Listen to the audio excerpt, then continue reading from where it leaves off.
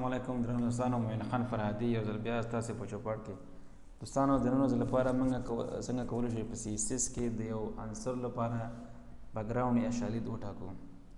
دا بیکګراوند یا شالید سره رقم رنګ ولري، سره رقم البته تصویر پر راتلونکو درسونو کې نن فقط د رنګ باندې بحث کوو چې څنګه موږ کولی شو یو عنصر ته د شالید رنګ یا بیکګراوند کلر ورته وټاکو. د شالید رنګ یا بیکګراوند کلر اول د شالید تعریف او شالید څه دی. شالید یا بیکګراوند د عنصر د شالید یا د پردې د ځانګړنې نمایندګي کوي. فر مثال که چې موږ په نظر کې ونیسو باډي په نظر کې ونیسو، فر مثال هیډینګز په نظر کې ونیسو، پاراګرافونه په نظر کې ونیسو، دا کوم چې موږ تاسو ته ښکاري د دې خطونه فرض مثال که زه لاړ شم خپل ویب پیج ته، دغه چې دې ته فرنټ وایي، د دې تر شا چې کوم څه موقعیت دی هغې ته بیکګراوند ویل کېږي دوستانو، یا شالید ورته ویل کېږي.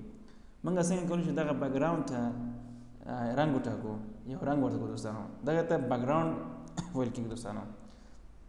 د شالید د ځانګړنې په واسطه کولی شو چې د عنصر ته مختلف قسمه شالید وټاکو او یا هم تغییر او تبدیل کړو. چې یو د شالید د ځانګړنو څخه د شالید رنګ یا بیکګراوند کلر دی دوستانو. بیکګراوند کلر یا شالید رنګ کولی شو چې وټاکو د بیکګراوند کلر د ځانګړنې په واسطه، د بیکګراوند کلر د ځانګړنې په واسطه. سټرکچر څنګه دی دوستانو؟ سټرکچر څه تاسو به د عنصر نوم لیکئ، سلیکټر او الیمنٹ نیم عبارت د هماغه عنصر نوم څخه دی، بیا بیکګراوند کلر به لیکئ او بیا د هغې لپاره به عنصر ټاکئ، قیمت به ټاکئ دوستانو. قیمت به ټاکئ، ورته قیمت به هغه تاسو خپله خوښه چې موږ تاسو درې رنګه ویلو که نه، درې قسمه د رنګونو لپاره انتخاب لپاره ویلو، چارې تاسو ټاکئ. بیا اوپاسټي د یو بل ځانګړنه ده چې د همدغې بیکګراوند کلر لپاره شفافیت یې لږ وي زیات وي څومره وي. اوپاسټي چې دی دا دوستانو د یو صفر څخه نه تر یو پورې اوپاسټي اخلي، شفافیت اخلي دوستانو، د هغې څخه نه زیات نه کم دوستانو. راځئ اوس همدغه په عمل ډول ګورو. دا زموږ ویب پاڼه ده، زه همدغه په ایډیټر کې اوس البته دا زموږ ایډیټر دی مکمل.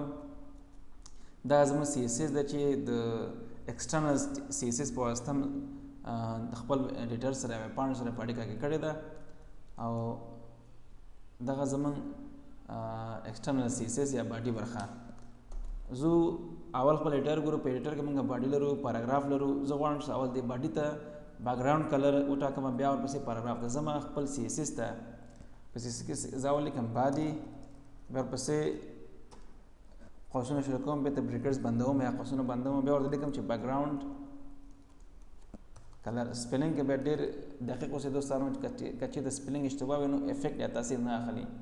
فرضاً زه لیکم چې بیکګراوند کلر زما پینک وي. دا نومونه دي د رنګونو، بیکګراوند کلر پینک. اوس زما دا به ذخیره کړم، باید لاړ به شم بیا د خپل ویب پاڼې ته، دا به زه ریفرش کړم. وګورئ د باډي موږ چېرته وټاکلو دغه ځانګړنه، موږ باډي ته وټاکو، نو باید د باډي رنګ تغییر وکړي. دا د باډي رنګ تغییرول. زه اوس دې پاراګراف رنګ ته تغییر ورکوم، لیکم چې پاراګراف باید د پی تورې ولیکم، زه پی قوس شروع قوس بند بیکګراوند کلر فرضاً وایټ. سپیلنګ کې باید متوجه اوسئ دوستانو. وګورئ دوستانو د دې بیکګراوند کلر سره کوم راغی؟ سپین راغلی دوستانو. اوس راځو اوپاسټي یا شفافیت یې. فرضاً دغه شفافیت د بیکګراوند د کلر شفافیت باید اوپاسټي سپیلنګ کې باید متوجه اوسئ. اوپاسټي 0.3 وي. دا ما ثبت کړ، زه اوس دې ته ګورئ معمولي تغییرات پکې راغله. دا چې څومره زیاتېږي شفافیت زیاتېږي، څومره چې کمیږي شفافیت یې کمیږي. فرضاً دا زه یو ورکوم، ګورئ شفافیت زیات شو. اب دا د بیکګراوند دی. اوس راځم دې ته ټاکم د پاراګراف ته اوپاسټي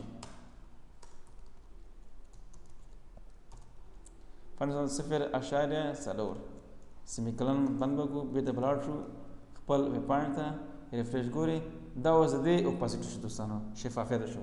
دغه اوس زموږ د نن ورځې درس چې څنګه کولی شو یو عنصر ته یا یو ایلیمنټ ته بیکګراوند کلر انتخاب کړو. راتلونکي درس زموږ د خیر بیکګراوند امیج ده دوستانو. په الله تعالی مو سپارم. السلام علیکم.